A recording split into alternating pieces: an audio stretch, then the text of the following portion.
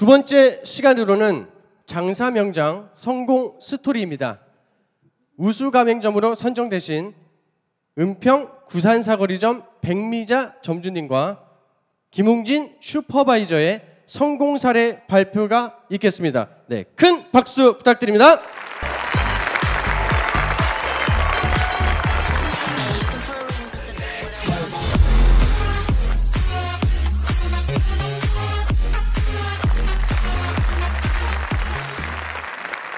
안녕하세요. 구산사거리점 점주 백미자입니다. 안녕하세요. 부산사거리점 담당 슈퍼바이저 김웅진입니다. 펌비어킹을 통해 제2의 인생을 맞아 누구보다 열심히 멋지게 살고 있었는데 또 이 상을 주시다니 참으로 감사하고 행복합니다. 제가 많이 떨리고요. 좀 읽듯이 할게요.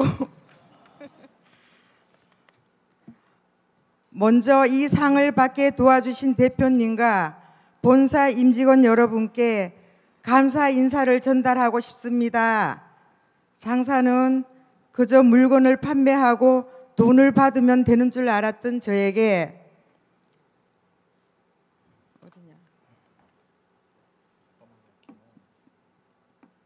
펌비어킹은 손님이 어떻게 오게 할지, 어떻게 하면 돈을 버는지, 어떤 식으로 매장을 관리해야 하는지 여러 가지를 알려주는 본사였습니다. 대표님의 강의, 슈퍼바이저의 교육, 본사 교육, 프로그램 등 여러 가지 프로그램을 통하여 몰랐던 지식을 늦게나마 배우며 여러 가지 활동을 해봤기에 이 자리에 선 것 같습니다. 사람들이 무조건 망한다 하는 가게에 들어가 아무것도 모르고 시작한 장사가 월 매출 600만 원 정도가 나오면서 수익도 안 나와 가족에게 미안해 말도 못하고 혼자 끙끙 앓으며 우울증으로 병원을 들락거리던 시절이 있었습니다. 이 때문에 가게를 접으려고 했던 참에 펌비어킹 본사 직원이 찾아와 메뉴판을 보여준 적이 있습니다. 이 메뉴판을 보며 이 가격에 이 정도의 퀄리티라면 충분한 성산이 있을 거라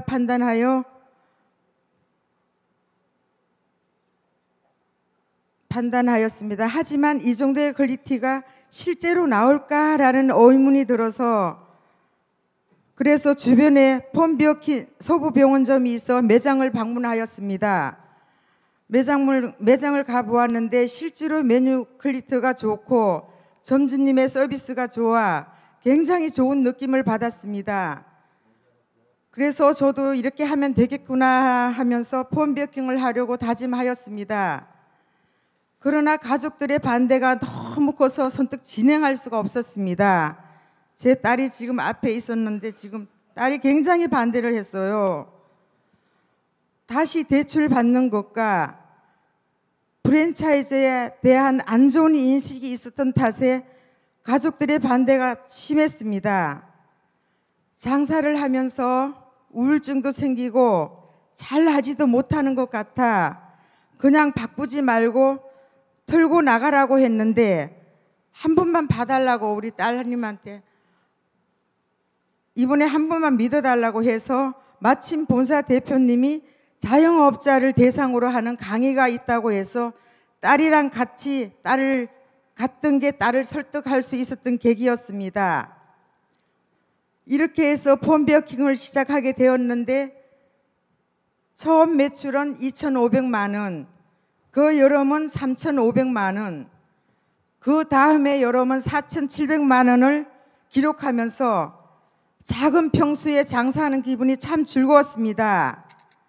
단골 손님들은 매번 와서 웃으며 잘 먹고 간다고 하시며 제 얼굴이 많이 좋아졌다고 합니다. 그리고 주변 상권이 펌비어킹으로 인해 많이 살아났다며 고마워합니다. 물론 크게 반대했던 딸이 일주일에 한 번씩 가족과 손녀들과 와서 맛있게 먹고 좋아하면서 가는 모습을 보면 정말 좋았어요. 아, 이런 기분이구나. 정말 좋았어요. 이렇게 제2의 인생을 열어준 펌벼킹이 정말 감사하고 고맙습니다.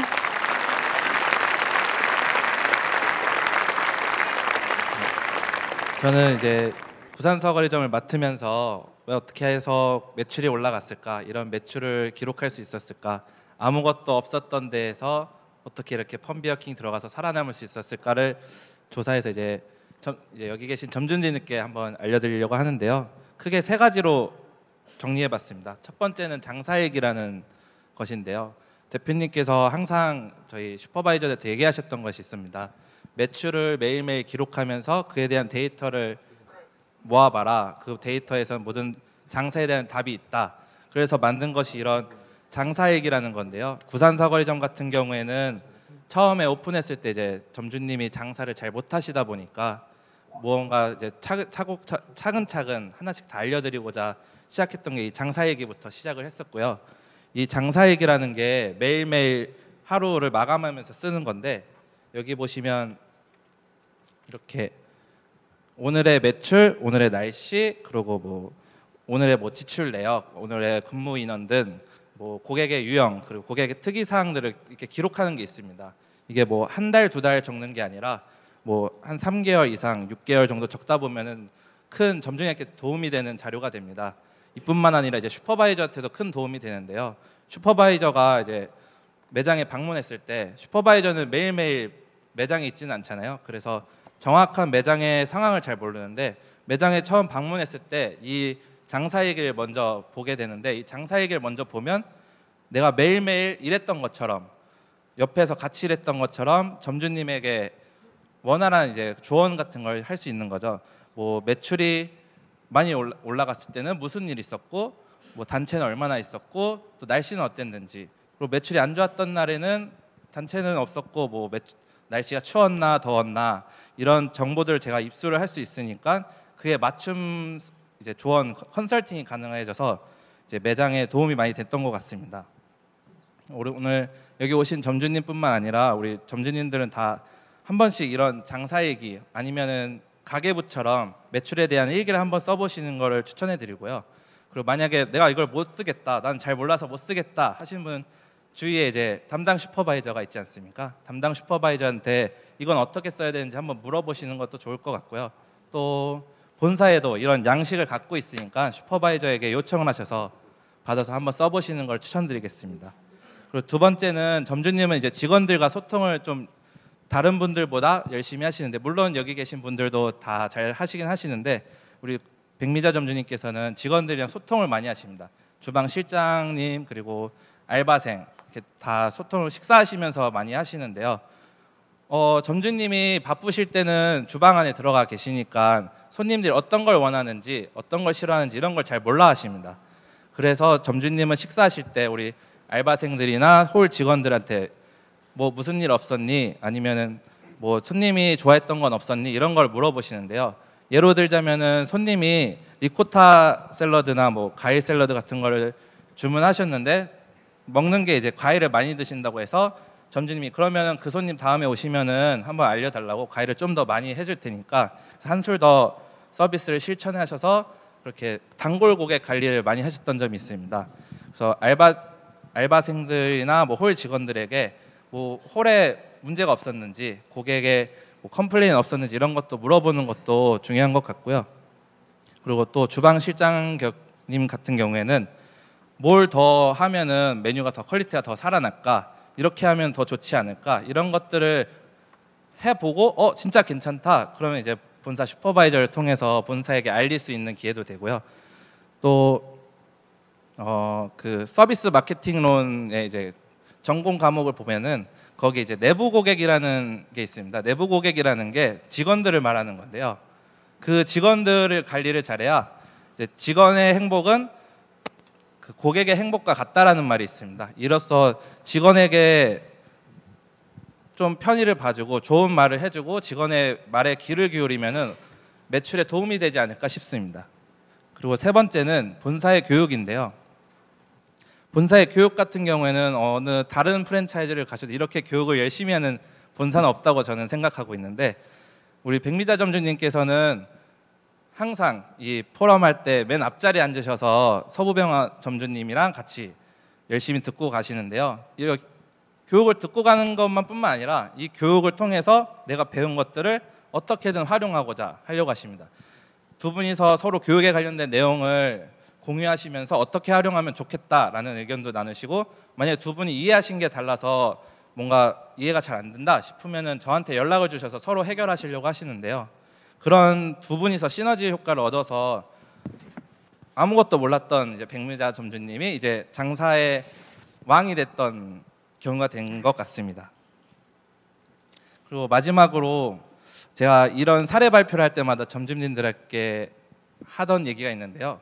제 좌우명이 하나가 있습니다. 제 좌우명은 모든 일에 목표를 갖고서 일을 하자라는 건데, 우리 점주님들을 뭐 만나 뵙다 보면 어떤 분들은 그냥 흘러가는 대로 손님 오면 오는구나, 손님이 안 오면 안 오는구나 이렇게 가만히 계시는 분들도 몇 분 계시는데, 그럴 때 보면 좀 안타깝습니다.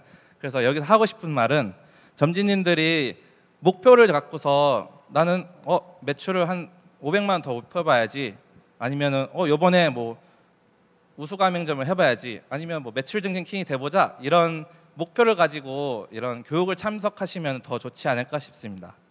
그래서 마지막으로는 우리 점주님의 목표를 한번 들어보고 내려갈까 합니다. 혹시 목표가 있으신가요? 네, 건강하게 오래오래 장사하면서 같이 고생하고 열심히 힘써온 우리 실장님도 폼비어킹을 참 좋아해요. 그래서 폼비어킹을 가게를 하게 할 수 도와주고 싶고, 또 단골 손님이 처음 오는 단골 손님이 단골이 될 수 있게끔 열심히 노력하며, 또한 앞으로 600만 원이 아닌 6천만 원 목표를 하면서 열심히 달리겠습니다. 감사합니다. 네, 이상으로 사회 발표를 마치겠습니다. 감사합니다.